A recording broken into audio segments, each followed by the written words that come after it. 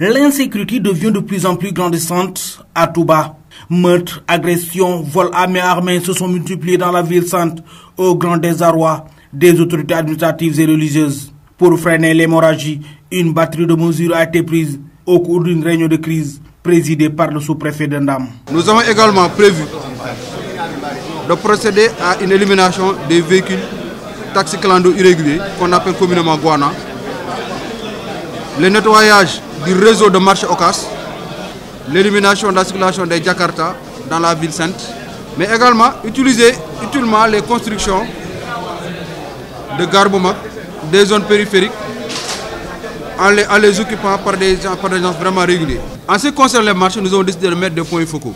Pour ce qui concerne donc Mariana, nous avons retenu d'enlever ce qu'on appelle les bars. Régulièrement également, des patrouilles de police sont organisées au niveau de la ville.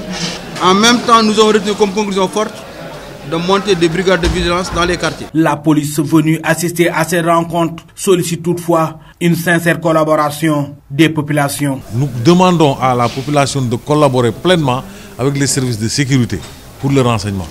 Bon, nous avons remarqué que ici, particulièrement à Touba, les gens sont parfois un peu réticents à nous orienter ou bien à nous renseigner.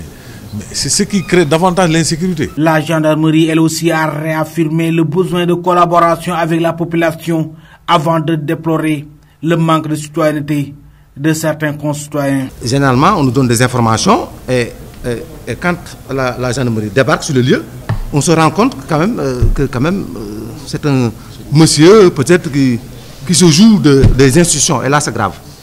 Donc nous demandons aux populations, aux délégués de quartier d'être beaucoup plus citoyens, beaucoup plus républicains, donc vraiment pour venir à bout de tous ces problèmes-là qui actuellement habitent les populations de Touba. Le manque d'éclairage constitue également un facteur aggravant de l'insécurité au niveau de Touba et les autorités municipales promettent d'apporter des solutions face à cette situation. Si vous regardez dans le budget de la commune, dans le budget de Meka, nous avons inscrit pratiquement plus de 250 millions sur l'éclairage public. Donc ça veut dire qu'aujourd'hui, on a pris pleine conscience qu'il faut régler ces problèmes parce que ça c'est des problèmes de sécurité. L'éclairage public aujourd'hui est devenu une nécessité, donc c'est un problème de sécurité publique. Pour plus de sécurité, la police et la gendarmerie ont mis à la disposition des populations un numéro vert et au cours de cette rencontre, un comité de suivi a été mis en place et des réunions mensuelles qui seront présidées par le sous-préfet sont programmées.